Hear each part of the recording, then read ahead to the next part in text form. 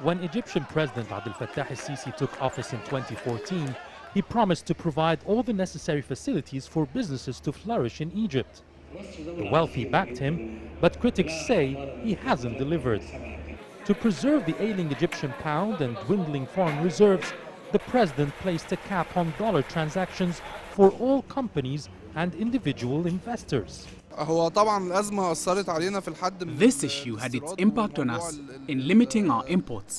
The cap or limit on dollar transactions had a negative impact because we can't finance our trade operations, and so we can't import enough cars for the market.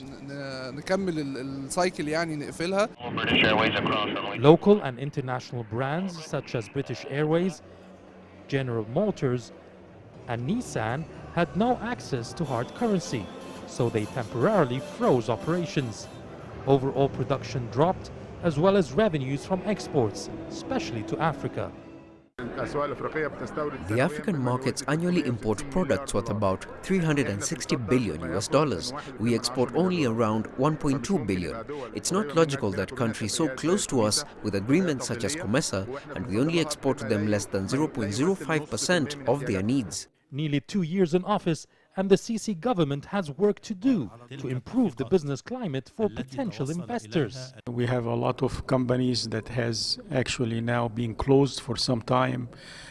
Still, the issue of the bureaucracy, the issue of corruption, we need to return back to the one stop where the investor would be able to finish all the transactions in a few minutes. We've been saying this for a long time, but it seems like we do need to work on it.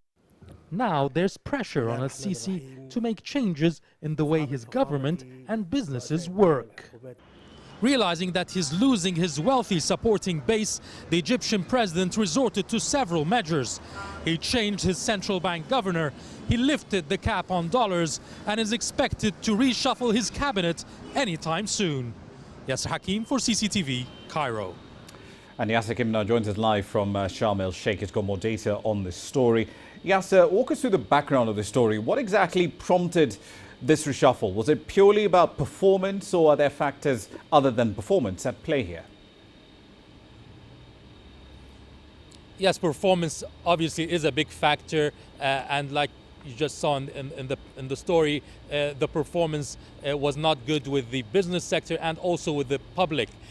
But also the government had to present its program to the parliament this week, at the beginning of next week, and the parliament rejects the government, rejects a lot of ministers, and he had to do the changes before the parliament session, or else the parliament can sack the prime minister according to the constitution, and he wanted to avoid a sacking of the whole government at this point. So he made the reshuffle to ease the anger by the parliament members at this point. We've also seen new faces in the investment and the finance portfolios, Dalia Khoshed, Amr El-Ghari, respectively. What do we know about these individuals and the policies and ideas and the outlook that they bring to the table? Well, they're quite similar in a way that both of them, their career started in banking.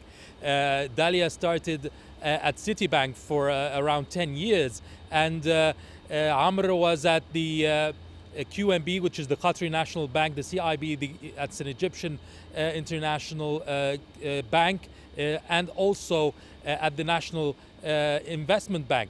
And they then both moved to huge conglomerates and huge companies such as Orascom for Dalia, and Hermes Investment Bank, and as well as Citadel Group for Amr. He's a board member at Citadel Group holding company.